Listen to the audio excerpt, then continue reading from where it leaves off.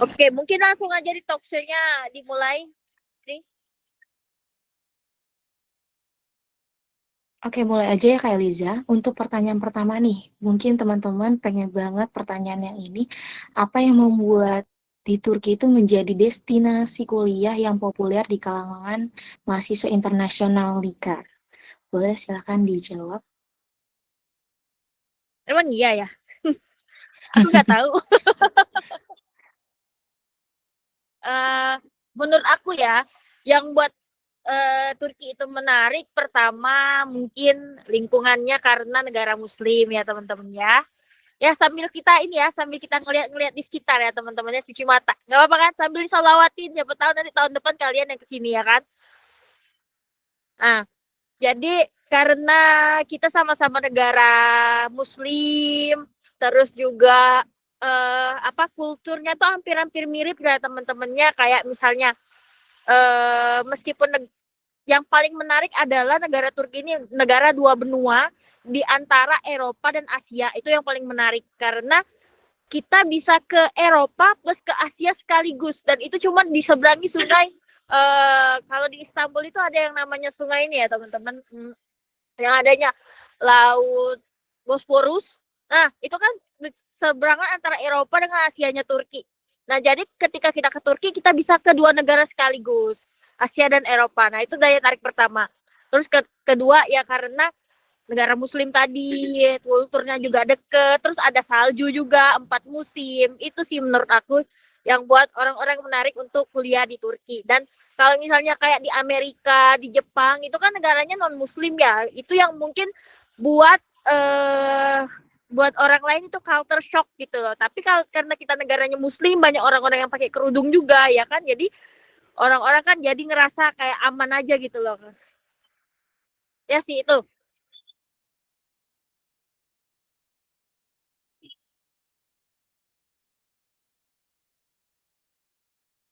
Itu sih menurut aku. Ada lagi nggak? Oke, untuk Kak Eliza, pertanyaan kedua ini bagaimana sih proses dari pendaftaran kuliah nih di Turki? Dan apa saja dokumen-dokumen yang mungkin dibutuhkan? Oke.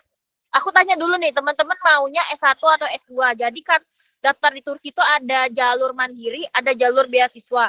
Nah, kalau di beasiswa biasanya itu ada full time, ada parsial juga.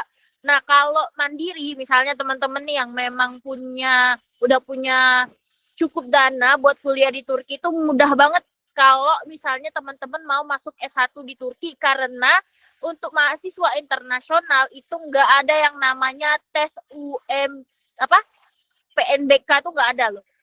Mereka cuman perlu pas foto, terus nilai terakhir ijazah, apa lagi ya, sama transkrip nilai. Dan ini kalau misalnya nih teman-teman yang S1, yang S2, kalau misalnya pengen kuliah mandiri tuh bisa ikut bisa dapat rekomendasi dosen kayak gitu loh untuk anak-anak S1 yang mau S2. Ini yang mandiri dulu aku bilang ya. Itu bisa dibantu surat rekomendasi dari dosen yang membutuhkan peneliti dari internasional, itu juga bisa. Terus kalau buat S1 itu nggak ada syarat tes-tesnya, nggak ada, hanya ngelihat nilai kalian gitu loh. Kalau misalnya ya nggak ada TOEFL juga. Nah ini dia, benar kata teman kamu, ini yang bikin daya tariknya orang kuliah Turki itu karena nggak butuh IELTS atau TOEFL. Karena kita perlu yang namanya belajar eh, apa tuh, bahasa Turki sebelum masuk mata kuliah. Kalau untuk S1 itu kuliahnya 4 tahun plus 1 tahun buat kuliah bahasa. Nah, kalau S2 itu 1 tahun plus 2 tahun, 1 tahun kuliah bahasa plus 2 tahun perkuliahan dimulai. Gitu sih teman-teman. Jadi dokumennya nggak terlalu rumit, serumit di negara kita Indonesia. Terus teman-teman, kalau orang asli sini, mereka dari SD sampai kuliah itu nggak bayar sama sekali. Itu semuanya free, gratis. Tapi karena kita mahasiswa internasional, ya kita bayar SPP. Itu aja sih yang bedanya.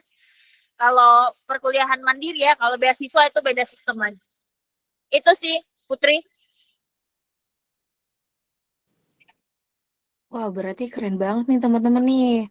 Tidak ada tes TOEFL juga.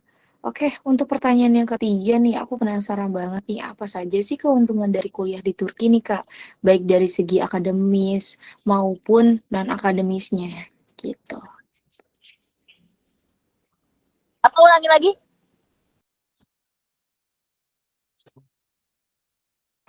Bisa ulangi lagi nggak pertanyaannya?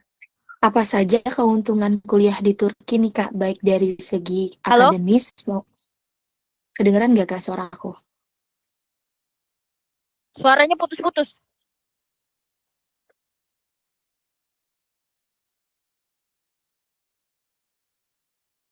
Oke, bisa ulangi lagi? Bagaimana proses dari keuntungan nih? Apa saja keuntungan kuliah di Turki, baik dari segi akademis maupun non-akademis menurut Kak Eliza nih? Keuntungan di Turki. Iya, betul, Kalau dari Kak. sisi akademis, mahasiswa internasional tuh lebih dihargai sih menurut aku ya. Karena mereka kan butuh riset penelitian tentang negara kita. Mereka tuh perlu bahan perbandingan dan itu juga berguna untuk akreditas kampus. Jadi banyaknya mereka menerima mahasiswa luar negeri itu karena mereka ingin meningkatkan akreditas kampus mereka juga. Itu yang pertama. Terus yang kedua, sistem perkuliahannya yang berbeda. Karena kita kalau apa ya, kita lebih banyak kuliah mandiri daripada apa tatap muka di dosen gitu loh. Kita tuh kuliah bukan kayak S1 ya. Aku kalau S2 beda. Kalau S1 itu biasanya kayak seminar. Jadi kita dengerin dosen ngomong gitu kayak sejam 2 jam, selebihnya kita dikasih tugas dan kita kerjain tugas sendiri. Jadi nggak ada yang namanya PR, tugas akhir segala macam itu paling ada yang namanya tuh apa ya? Ada yang namanya tuh tengah ujian tengah semester sama ujian semester akhir itu aja sih. Terus biasanya nggak pernah dihitung, dosen nggak pernah menilai dari kehadiran. Jadi kita tuh dikasih jatah kehadiran minimal 12 kali absen itu 25 jam absen itu masih bisa ikut ujian. Terus keterlambatan juga tidak dihitung, yang penting datang gitu loh. Jadi dosennya nggak terlalu apa ya apa kayak ke kalau di Indonesia tuh apa sih namanya, killer banget gitu loh. Enggak, kalau di sini kita sama dosen itu santai aja kayak temen gitu loh. Dua kadang kita ngopi bareng dosen gitu loh sambil ngerjain tesis gitu-gitu. Kalau ke kuliah di luar negeri tapi nggak santai-santai banget karena bahasanya berat kan, karena pakai bahasa Turki itu yang bikin stres sih. Itu. Wow, keren banget Kak Eliza.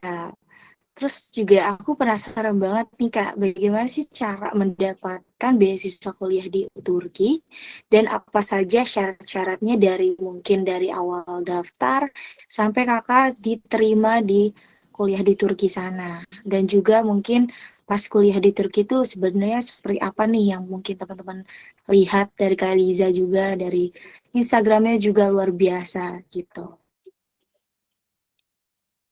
Apa ya? Menurut aku pertama, karena aku bukan penerima beasiswa YTB, aku penerima beasiswa dari agensi. Mereka ngelihat personal branding sih menurut aku, terus kontribusi. Kayak kalian misalnya ada di duta prestasi ini, itu adalah nilai plus bagi kalian. Tapi kan duta prestasi kan banyak. Maksudnya jumlah orangnya tuh banyak. Jadi kalian tuh harus ada nilai plus, biasanya dinilai dari kepemimpinan kalian, leadership, terus kemampuan komunikasi kalian, terus kontribusi nyata kalian. Misalnya gini ya, kalian membuat project dan itu kalian yang ciptakan sendiri dan itu berdampak dengan masyarakat. Kayak saya kan dulu, saya sebelum ke Turki itu banyak kali mengikuti kegiatan kemasyarakatan. Saya juga banyak ikut komunitas-komunitas dan uh, nilai kepemimpinan itu tuh penting banget sih teman-teman, karena orang penerima beasiswa apa pemberi beasiswa itu kan mencari next generation ya. Nah, jadi mereka itu melihat kalian itu tuh sebagai seorang visioner yang kira-kira itu bisa membawa dampak untuk negara kita sendiri atau dua negara yang kalian yang memberi kalian beasiswa tersebut. Terus juga CV kalian harus cantik juga, karena kalau misalnya CV kalian kurang cantik gitu loh, orang nggak bisa membedain apa bedanya kalian dengan apa yang daftar beasiswa yang lainnya. Jadi nilai plus kalian itu dilihat dari satu, personal branding, kemampuan kepemimpinan, terus juga kontribusi nyata kalian. Misal kayak aku ini, aku kan punya komunitas, aku pendirinya. Nama komunitasnya Pemburu Beasiswa S2, cek aja di Instagramnya. Nah, jadi Pemburu Beasiswa S2 itu dulu aku sebagai pendirinya itu tuh memang punya cita-cita untuk mengejar beasiswa. Dan karena cita-cita aku tinggi, aku pengennya ke luar negeri, jadi aku ingin memberikan sesuatu yang berbeda yang itu nanti bisanya berdampak ke masyarakat. Jadi aku memberikan sesuatu dulu kepada negara, berkontribusi dulu sehingga aku layak untuk mendapatkan beasiswa. Sehingga ketika aku datang ke negara Turki ini, aku tahu apa yang sudah aku bawa gitu, Pak. Itu sih. Oke, mungkin teman-teman di sini pengen banget tahu nih Kak, dokumen-dokumen apa aja yang mungkin teman-teman bisa bawa ataupun daftar gitu Kak. Dokumennya apa saja?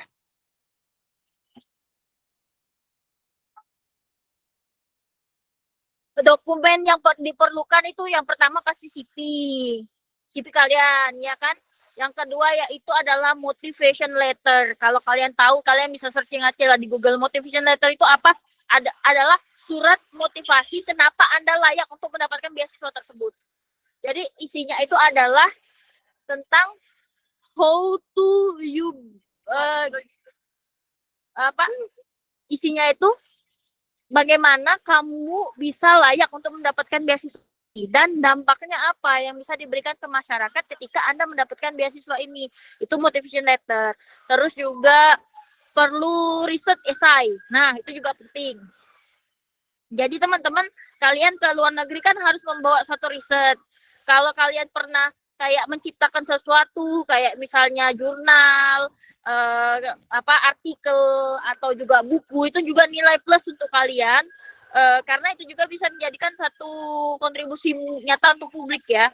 Terus juga tes apa yang akan kalian bawa, apa yang akan kalian tawarkan itu kepada pemberi beasiswa ketika kalian menerima beasiswa ini, karena kan nanti ketika kalian dapat beasiswa, Anda kan akan bikin yang namanya tesis, atau kalau S2 atau S1 itu kan kalian harus bikin juga proposal atau bikin apa sih tugas akhir gitu kan. Nah, kira-kira riset kalian tuh apa gitu loh. Nah, aku sarankan itu yang logis gitu loh, yang kira-kira bisa kalian capai. Jangan kalian menulis di motivation letter kalian itu adalah saya ingin mendapatkan beasiswa karena saya ingin menjadi presiden. Itu kan sangat tidak realistis ya kan. Nah, tapi buatlah sesuatu yang kecil tapi itu berdampak untuk masyarakat sehingga anak ini memang pantas untuk mendapatkan beasiswa, dan itu butuh latihan sih. Itu dokumen-dokumen yang penting yang diperlukan. Terus yang kedua, nanti kalau misalnya kalian udah seleksi berkas sudah selesai, itu ada yang namanya sesi wawancara. Nah, di wawancara itu biasanya ada tuh yang FGD ya. FGD itu tuh kayak kemampuan leadership kalian itu atau karakter kalian tuh dinilai di sana.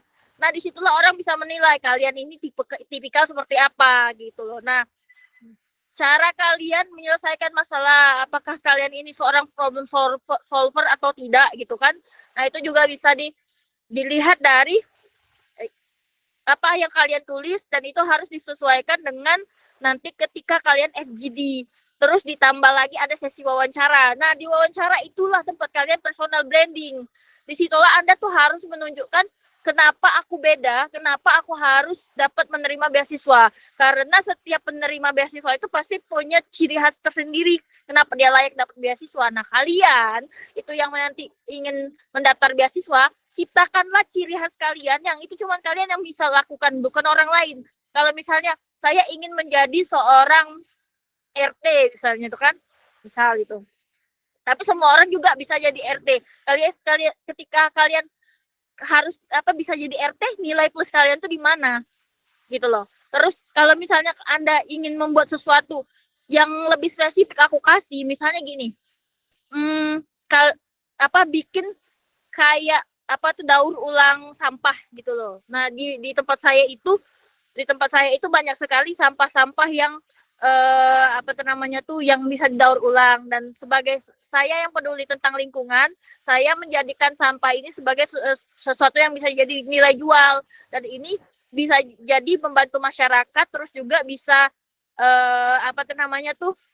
menjadi kreativitas anak bangsa dan segala macam lah ya. Dan itu hanya kalian yang bisa lakukan. Kalau misalnya orang lain juga bisa lakukan, itu akan jadi pertimbangan dan itu persaingannya akan ketat.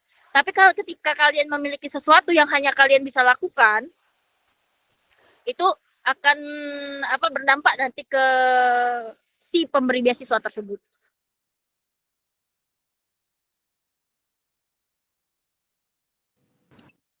Itu ya. Wah, keren banget Kak Dingin loh. Eliza. Dingin teman-teman. Oke, mungkin masih musim dingin ya, nggak ada salju aja di sini. Oke, baik Kak Eliza. Pertanyaan selanjutnya itu bagaimana sih kehidupan mahasiswa di Turki? Entah dari kayak kakak tuh sambil kerja atau mungkin kesibukan kakak di sana tuh sambil kerja atau ngekosnya itu di sana itu seperti apa, dan juga kegiatan ekstrakurikuler itu yang tersedia di Turki itu apa aja gitu Kak? Oh iya, keunggulannya juga kalau kalian jadi mahasiswa internasional, kalian bisa bahasa Turki, kalian sudah tahu Medan, kalian bisa loh kerja part time. Jadi aku ketika kalian ke negara Turki itu jangan onggok-onggok cuma sekolah aja, sayang waktunya, tapi cari datang ke luar negeri itu tuh carilah kesempatan pengalaman sebanyak-banyaknya yang nanti bisa kalian bawa dan bisa kalian jadikan pengalaman hidup.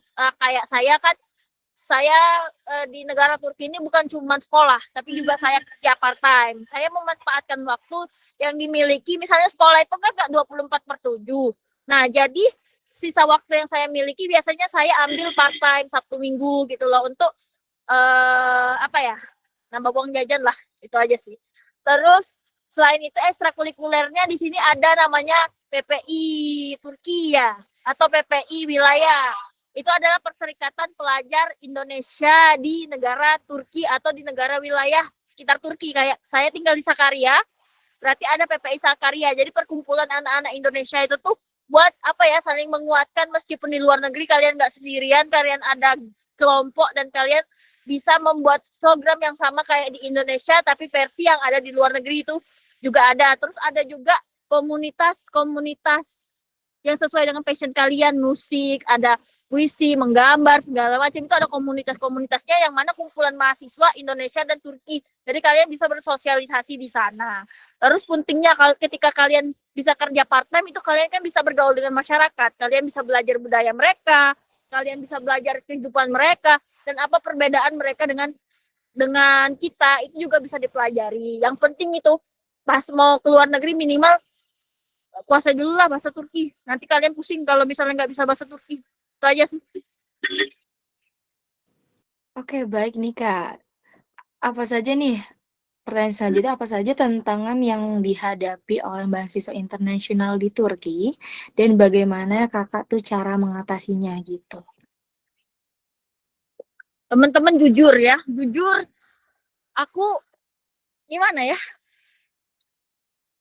Aku sama kayak kalian sih. Ketika misalnya kita kuliah jauh dari keluarga itu pasti, apalagi di luar negeri itu pasti ada yang namanya homesick ya Kak, nggak sih? Kayak kangen keluarga pas awal-awal gitu kan, pasti ya sedih banget, jauh dari orang tua, jauh dari keluarga, itu kan semuanya kan pernah mengalami ini tuh. Tapi ya kembali lagi teman-teman harus kuat-kuat lah, namanya demi cita-cita ya. Apalagi kalau misalnya aku mau pulang ke Turki kan banyak kali, ke Indonesia kan banyak kali pertimbangannya. Kalau misalnya kalian dari Jakarta ke Kalimantan kan tetap butuh tiket pesawat ya kan. Nah, terus tapi kalau aku lebih jauh lagi teman-teman, lihat banyak burung-burung cantik nih. Lihat, kelihatan nggak? Nah, kalau aku teman-teman, kalau misalnya mau pulang ke Indonesia ya, aku butuh perjalanan 1 hari gitu loh, 12 jam di perjalanan. pesawat, terus belum lagi ke transit ke Jakarta, dari Jakarta ke kotaku, ke Palembang, itu kan makan waktu, sehingga aku harus menahan rasa rinduku kepada keluarga itu demi cita-cita, teman-teman. Dan itu merupakan tantangan terbesar buat aku, gitu.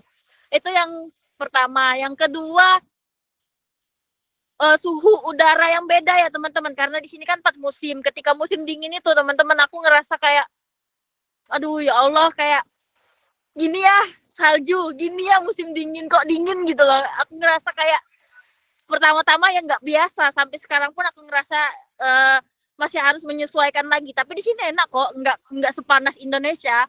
Terus yang ketiga, makanannya kurang cocok sih di aku, menurut aku. Tapi ya banyak cowok-cowok ganteng lewat, aduh. Jangan salpok ya. uh, itu sih menurut aku, teman-teman, tantangan terbesar untuk aku sampai intermezzo kita ya. Udah lewat samping aku lagi dia.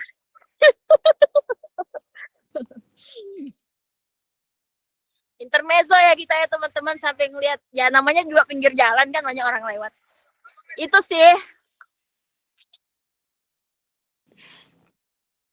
Oke Kak, pertanyaan selanjutnya nih Kak, terakhir dari aku. Apalagi teman-teman nih banyak banget pertanyaan yang terbenak di kalian semua nih. Pengen banget pertanyaan itu terbesit untuk Kak Eliza sendiri gitu. Pertanyaan terakhir itu bagaimana prospek karir nih setelah lulus di kuliah di Turki, baik di dalam maupun di luar negeri nih Kak? Aku nggak tahu, teman-teman, kalau aku ke Indonesia aku jadi apa. Apakah aku akan diterima jadi dosen di Indonesia gitu loh. Tapi kalau aku di sini, prospek karir aku kira aku kalau misalnya aku tamat sekolah, cari kerja di sini jauh lebih gampang deh. Karena aku punya pengalaman, aku punya track record, aku punya apa ya, jam terbang yang mana aku udah tahu medannya gitu loh. Tapi kalau aku di Indonesia, aku bingung apakah aku akan menjadi seorang dosen. Tapi kalau misalnya aku jadi seorang dosen, ya minimal aku bakal ini sih, bakal apa sih namanya tuh, penyetaraan ijazah dulu gitu.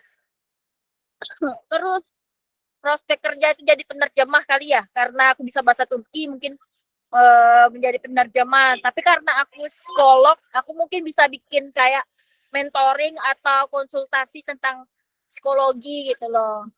Tapi kalau misalnya aku tetap di Turki, aku bisa punya banyak peluang. Misalnya aku bisa menjadi influence kayak sekarang yang aku lakukan, ya kan? Sambil kuliah, sambil kerja juga, sambil cari pengalaman. Kalau dapet jodoh, ya kan? Kita juga nggak tahu. Ya, ya itu sih prospek karir aku. Aku pengennya ini sih, teman-teman. Banyak sih kalau misalnya kita di luar negeri, kita bisa kayak ekspor impor, kita bisa just tipper, kita bisa apa tuh namanya, traveling. Kan ada kan anak-anak yang guidance itu kan, orang-orang Indonesia yang misalnya mau jalan-jalan ke Turki, misalnya guidance, misalnya mau kerja sama. Aku welcome banget kalau misalnya dari duta prestasi yang mau bikin event misalnya di Turki, terus butuh kerja sama apa dengan aku welcome banget gitu loh. Terus kita banyak-banyak relasi aja sih. Ketika kita di luar negeri kan kita akan banyak relasi, banyak kontribusi juga, dan itu bisa menjadi peluang dan jenjang karir lah untuk kita gitu loh. Dan menurut aku, prospek kerja itu tidak ditentukan dari gelar kalian, itu ditentukan dari skill kalian gitu loh. Bahkan sekarang ini kan anak-anak muda kan banyak yang kerja sambil kuliah juga di Indonesia, jangankan di luar negeri kan. Nah, tapi intinya prospek karir itu akan terus terbuka ketika kita mau membuka relasi. Jadi yang penting adalah mau kalian kuliah di Indonesia atau di luar negeri, yang penting Anda harus punya relasi yang itu bisa membantu jenjang karir kalian. Itu sih pendapat aku. Itu aja sih.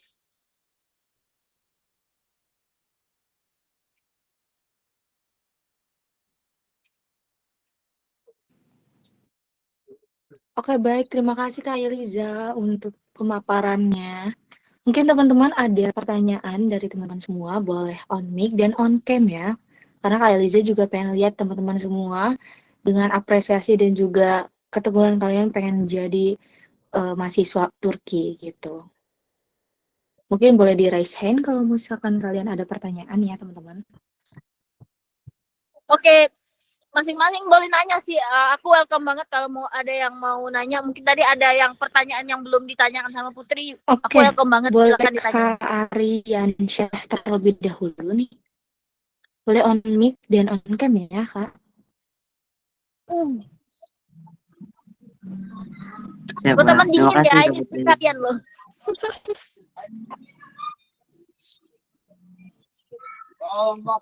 Oke. Assalamualaikum, Kak Eliza. Waalaikumsalam. Selamat sore. Sore. Aku izin bertanya, Kak. Aku sekarang nama aku Ian. Aku sekarang S1 Psikologi Islam di IAIN Pontianak. Di sini aku pengen nanya-nanya sih, apalagi kan dengar kakak juga S2-nya psikologi kan. Jadi kita kayak sejawat lah, sama-sama psikologi. Saya tertarik dengan kuliah kakak S2 psikologi. Yang pertama yang pengen saya tanyain adalah terkait apakah kuliah di sana itu harus linear, kayak misalnya kita S1-nya psikologi jadi S2-nya harus psikologi juga gitu. Atau tidak ada syarat seperti itu? Itu yang pertama. Yang kedua, pertanyaannya info beasiswa dong yang kayak gak susah-susah banget, cocok banget nih buat orang Indonesia yang syaratnya ya gitu-gitu aja gitu loh. Untuk S2 psikologi. Mungkin begitu sih pertanyaan saya, Kak. Thank you, Kak Eliza. Oke, terima kasih Kak atas pertanyaannya. Langsung dijawab nih. Oke, boleh dijawab terlebih dahulu Kak Eliza. Cantik ya, lihat nih ada burung-burung lagi makan. Oke. Pertanyaan yang pertama bisa disimpulkan nggak, Putri? Pertanyaan pertama apa? Mungkin dari kata Kak, siapa tadi Kak? Kak Isan ya? Dari Kak Isan kan psikolog juga nih Kak. Ian. Terus Kak Isan juga, ya boleh dipertanyakan diringkasnya saja ya Kak Isan. Kak Isan.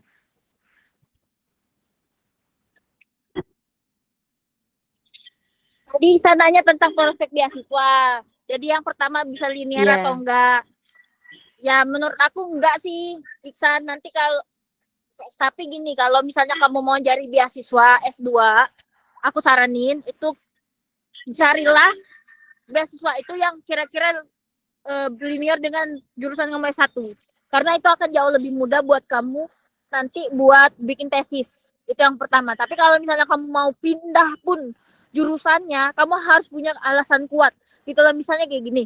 Aku dari S1 aku psikologi, tapi ketika S2 aku pengen matematika dengan alasan karena aku ingin menjadi guru matematika. Misalnya kayak gitu. Itu juga boleh. Boleh banget. Gitu loh. Terus syarat rekomendasi beasiswa buat anak-anak itu yang lagi buka nih sekarang nih, aku kasih tahu yang lagi buka itu beasiswa Turki Buslari. Nggak ada kereta lewat nih.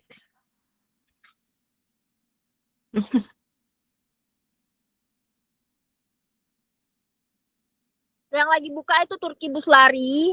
Kamu cari aja websitenya, kalian juga bisa ketik di Google Turki Buslari itu lagi buka sekarang. Kalian buka aja aplikasinya, terus kalian isi data-data apa aja yang dibutuhkan. Itu biasanya daftarnya online. Ada lagi khusus untuk keislaman, itu beasiswa Dianet vaksin ya, TDV itu khusus untuk agama, Kementerian Keagamaan, kayak jurusan-jurusan yang berkaitan dengan Islam gitu, kayak anak-anak syariah atau anak hukum Islam gitu-gitu, itu bisa daftar di beasiswa TDV. Terus ada lagi beasiswa riset juga ada Tubitak namanya. Kalian misalnya kalian hobi riset, itu ada beasiswa pendanaan untuk riset itu di setiap universitas, itu namanya Tubitak. Itu juga bisa kalian catat.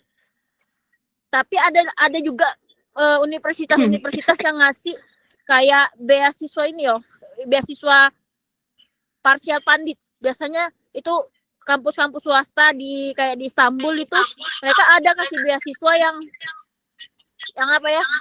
Yang kalian itu cuma gratis biaya kuliah doang.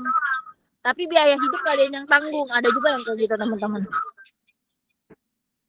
Itu sih saran aku. Siapa tadi namanya? Ian. Catat aja nanti cari. Di Google ada. Itu ya. Oke, terima kasih Kak Eliza.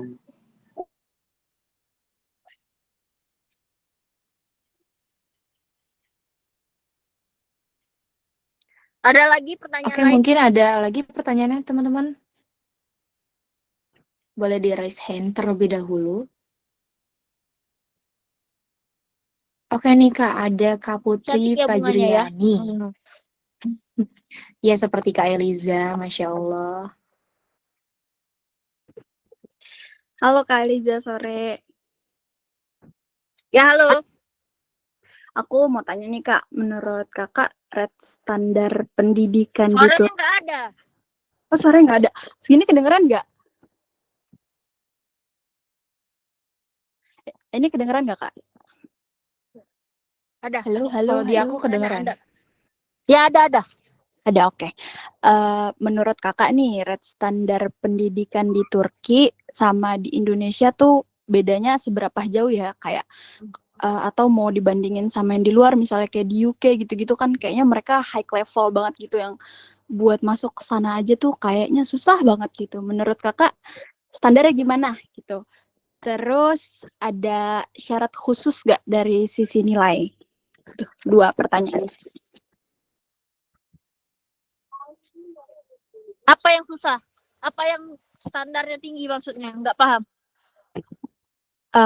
Itu menurut Kakak red standar pendidikan di Turki sama di Indonesia tuh jauh atau enggak? Kan kalau misalnya kita bandingin Indonesia sama UK kan lumayan jauh tuh, kayaknya standarnya mereka tinggi banget gitu. Kalau misalnya sama Turki tuh gimana? Gitu. Aku nggak tahu perbedaan Indonesia dengan Turki itu seperti apa rate-nya, tapi kalau universitas ya, Indonesia jauh lebih bagus. Indonesia jauh lebih banyak risetnya. Indonesia bisa bahasa Inggrisnya lebih bagus. Orang Turki ini rate universitasnya itu masih di bawah Indonesia sih menurut aku. Tapi aku nggak tahu ya kalau sekarang ya. Cuman justru karena peluang itu, mahasiswa internasional lebih banyak yang datang ke sini ya karena nggak terlalu sulit seperti di UK. Itu sih menurut aku. Terus yang kedua tadi apa pertanyaannya, lupa. Syarat khusus dari sisi nilai untuk mendapatkan beasiswa biasanya tuh ada atau enggak? Kan tadi Kakak bilang dia tuh nggak ada UTBK atau sejenisnya gitu kan?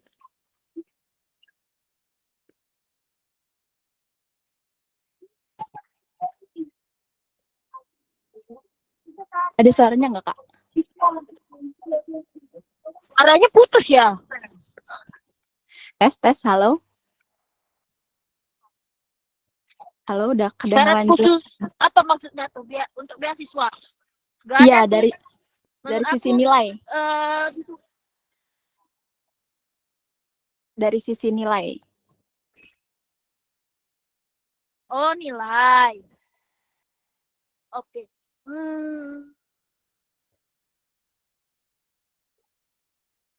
Dapat nilai di Turki ini susah loh teman-teman. Mau dapat nilai gede itu susah loh.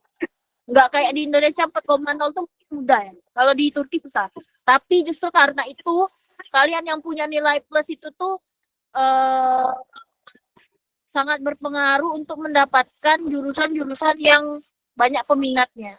Biasanya kalau memang kalian punya nilai yang standar, itu persaingannya bukan dengan mahasiswa internasional, tapi dengan sesama fleksibel beasiswa.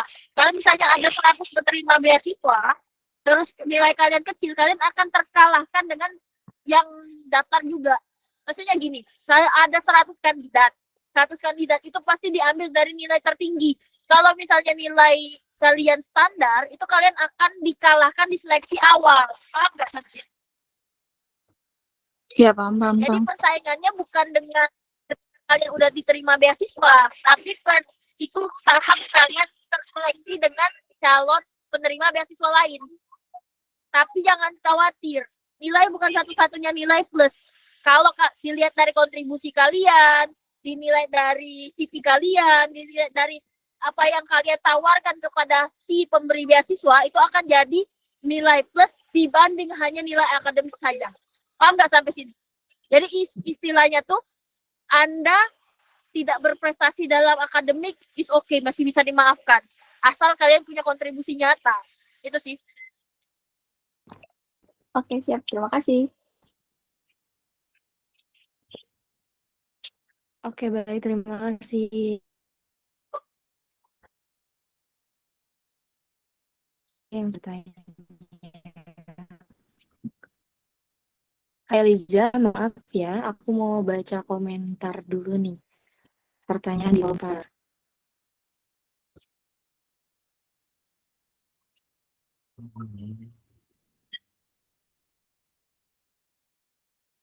Kalian kayak nonton film nggak ini?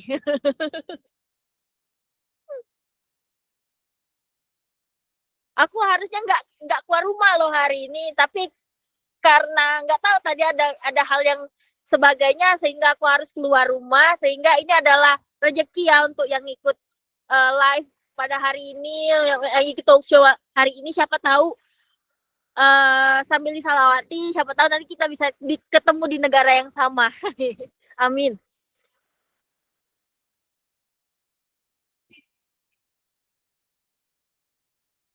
Oke, silakan dilanjutkan. Ya, aku mau pulang ini.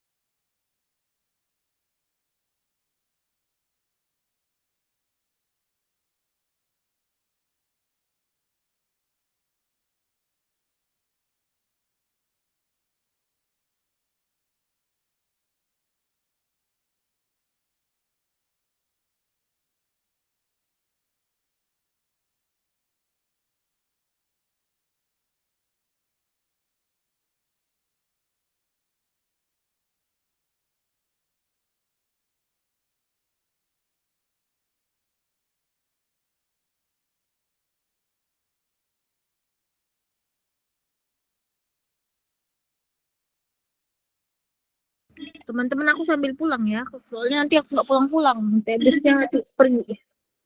Bisa kita lanjutkan?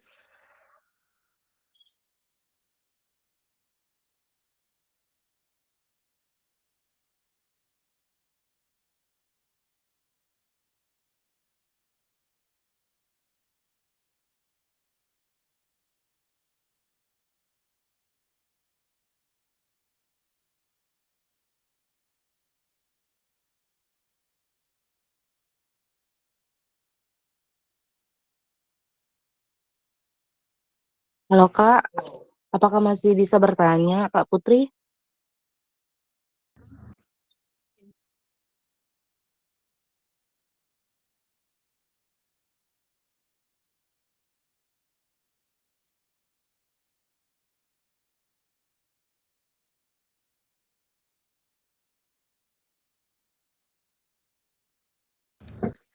Ya, tanya aja.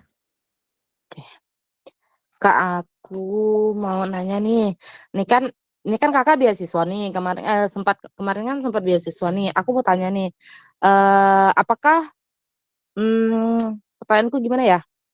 Terus. Nah, kan beasiswa ini kan pasti banyak jenisnya nih Kak.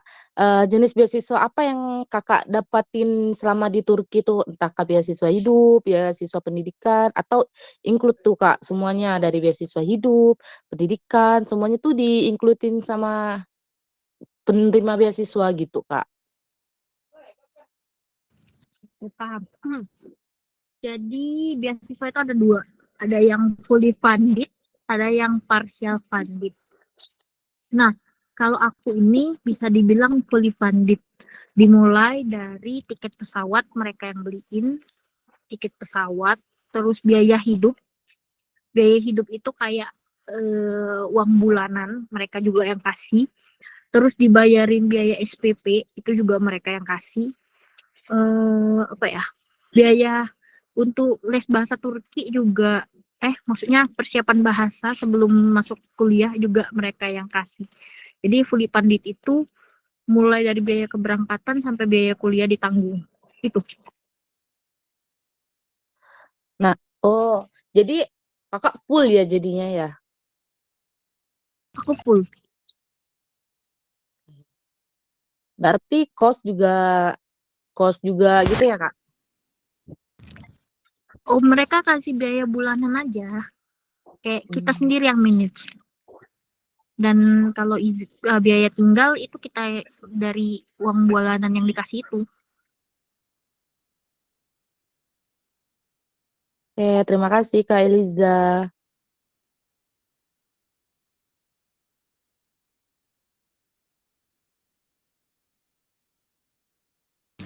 Oke, Putri, yang Oke, baik, terima kasih. Iya, kenapa, Kak? ada pertanyaan lagi? Soalnya aku lagi udah di jalan. Oke, ini ada pertanyaan nih dari kolom komentar ya, Kak. Aku bacain dari Kareno Daud. Apa yang membedakan dan menjadi keunggulan sistem pendidikan tinggi di Turki dan di Indonesia, Kak? Seperti itu. Bukannya tadi udah dijawab ya? Yang lain aja, next. Next-nya ini ada Kak Martina Napatilova nih. Kak, apakah ada ketentuan skor TOEFL-nya, Kak? Dan skor TOEFL itu kan ada perbedaan nih, TOEFL apa gitu, Kak? Tolong dijelaskan. Terima kasih. Oh, ini kuliah di Turki nggak pakai TOEFL. Kecuali kalian memang milih jurusan yang ada bahasa Inggrisnya. Jadi kalian nggak perlu TOEFL kok. Nanti kan belajar bahasa Turki pas sampai Turki.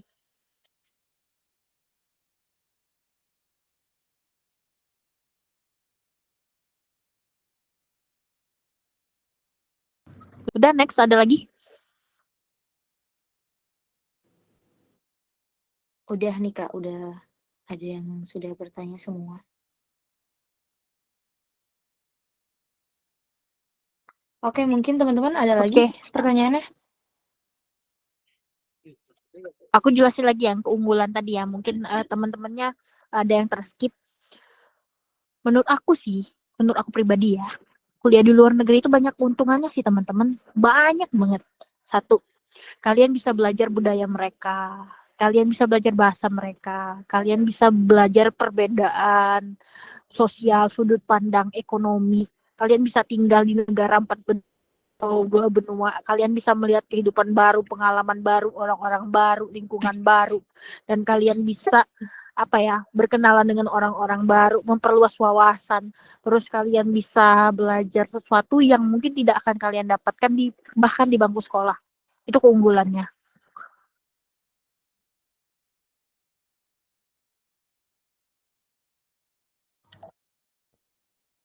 Oke, baik. Terima kasih Kak Leza Alvareza untuk malam hari ini nih.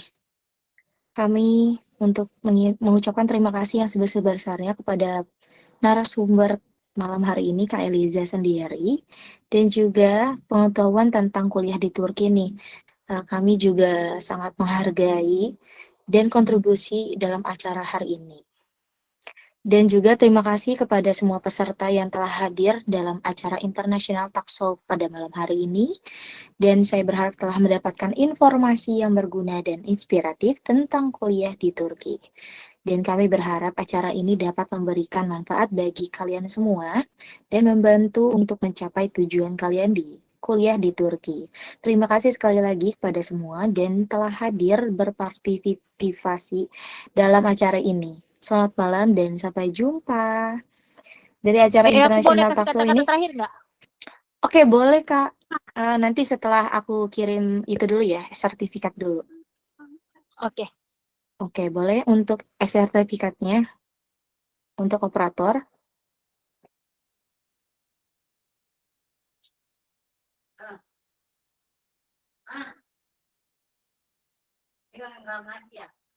Boleh di share screen ya operator untuk sertifikat untuk Kak Eliza.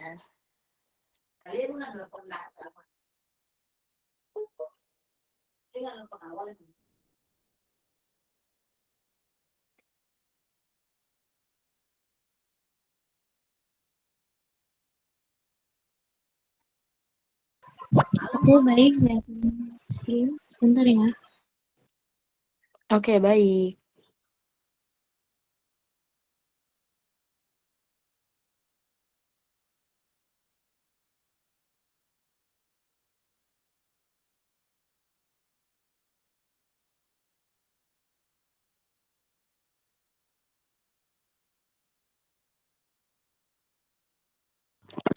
Kak, BTW tadi di kolom chat masih ada yang bertanya tahu.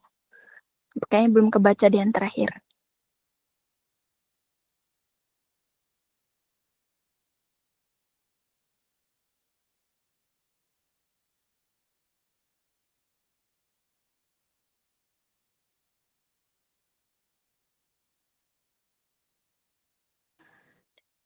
Oke, mungkin waktu untuk terbatas ya teman-teman ya.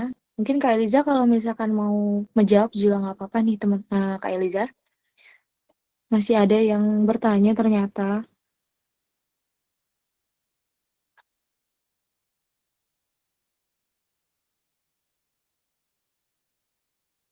Kalau waktunya nggak bisa kalau waktunya udah selesai, kalau masih ada pertanyaan bisa DM aku aja sih.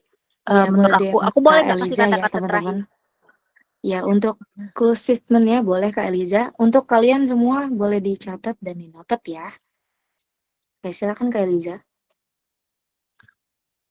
Aku nggak mau kasih closing statement sih, aku mau kasih ini aja, reward kepada teman-teman, kayak kira-kira buat yang hadir pada malam hari ini, aku pengen tahu sih kesan dan pesan kalian mengikuti webinar kita pada malam hari ini, dan aku tunggu kesan dan pesan kalian di kalian bikin di story kalian. Kalau misalnya ada kesan dan pesan dan menarik, aku bakal kasih reward kalian ucapan Wow. salam dari Turki untuk 3 peserta terbaik. Ya, aku tunggu kesan dan pesan Wow. dari teman-teman. Nanti aku kasih salam dan doa dari Turki, dan juga aku bakal fallback. Aku repost juga story kalian. Oke, kita tunggu ya. Wow, Masya Allah. Oke, baik Kak Eliza. Boleh on cam ke kamera ya, karena kita mau ada dokumentasi terlebih dahulu. Oke, operator silahkan.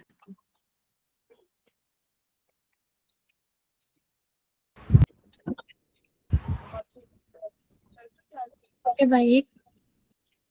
Semuanya bisa on cam.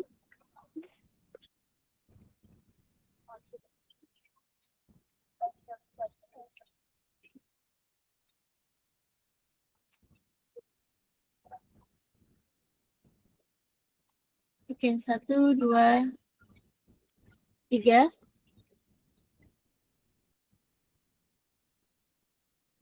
Satu, dua, tiga.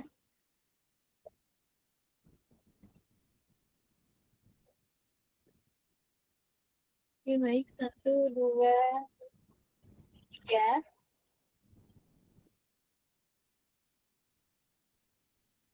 Oke, 1, 2, 3. 1, 2, 3. Belum. 1, 2, 3. Oke, sebentar Kak.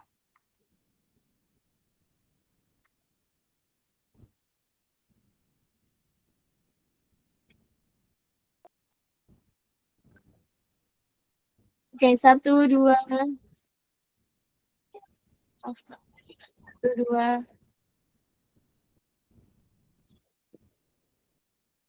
1, 2, 3. Oke, untuk slide selanjutnya.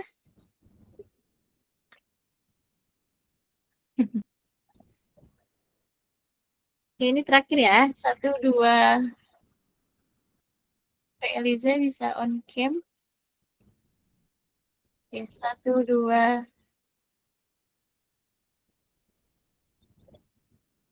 Oke, baik. Terima kasih. Oke, baik. Terima kasih operator Kamaltina Nafetilopa dan terima kasih Kak Eliza untuk pada malam hari ini dan di sana sudah sore hari ya menjelang maghrib. Oke, terima kasih teman-teman. Boleh live. Selamat malam. Bye-bye. Ditunggu pesan dan pesannya. Sehat selalu. Ditunggu kesan. Terima kasih, Kak.